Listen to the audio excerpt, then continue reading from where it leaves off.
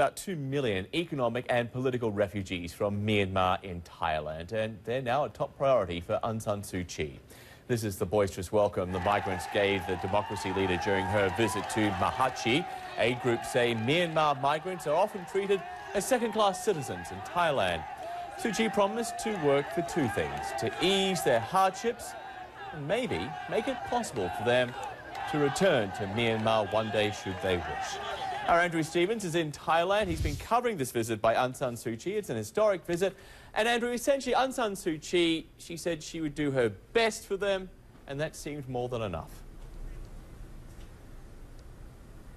It certainly does at this stage, John. She made all the right speeches. She said she would not forget them. She said she understood, she was listening to their plight, and today she will actually be meeting the Deputy Prime Minister of Thailand, and migrant rights will be very high up on the agenda of those talks. She came to the town yesterday. This is a town which is at the centre of a vast fishing and seafood industry. There are something like 400,000 Burmese residents or Burmese citizens who live there. At least half of those are unofficial, unregistered, but such is their desperation to look for work outside their own country. Thousands of them were there to meet her, and it was, as you say, a rapturous welcome for Aung San Suu Kyi. And she listened to leaders of the community, the migrant community, who told her in detail about some of the issues they face, about just day-to-day work issues like compensation, like safety, and the broader community issues.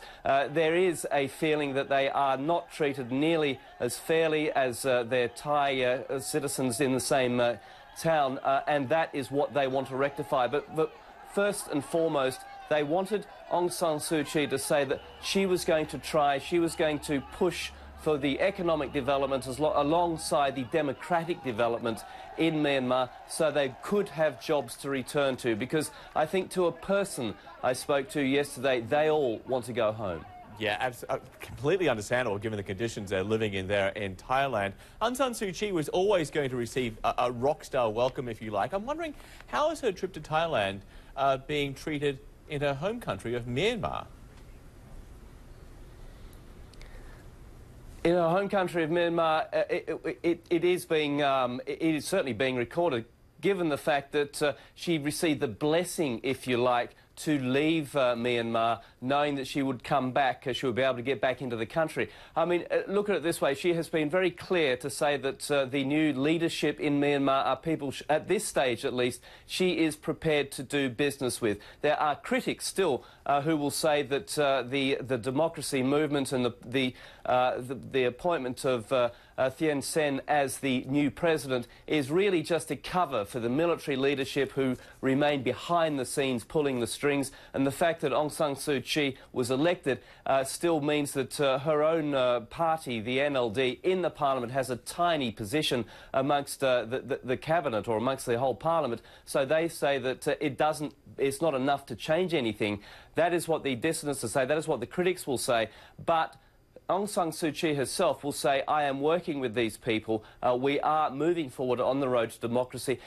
2015 is a key date, really, for Myanmar. There will be a presidential election. 75% of the parliament will be re-elected. Myanmar will also be admitted fully into the ASEAN economic community, which is so important, the ASEAN community, her neighbouring countries, which certainly would ease the way for economic benefits. So those are all big steps along the roadmap, if you like, drawn out. And at this stage, we can say that Suu Kyi is firmly behind the process. She is working with the leadership, and the people outside and inside the country are becoming more hopeful that this is change, and change that is here to stay. Yeah, and there's diplomatic relations being established with the United States. A lot of the sanctions are being lifted. These are indeed hopeful days. Andrew, thank you. Andrew Stevens reporting live for us in Bangkok.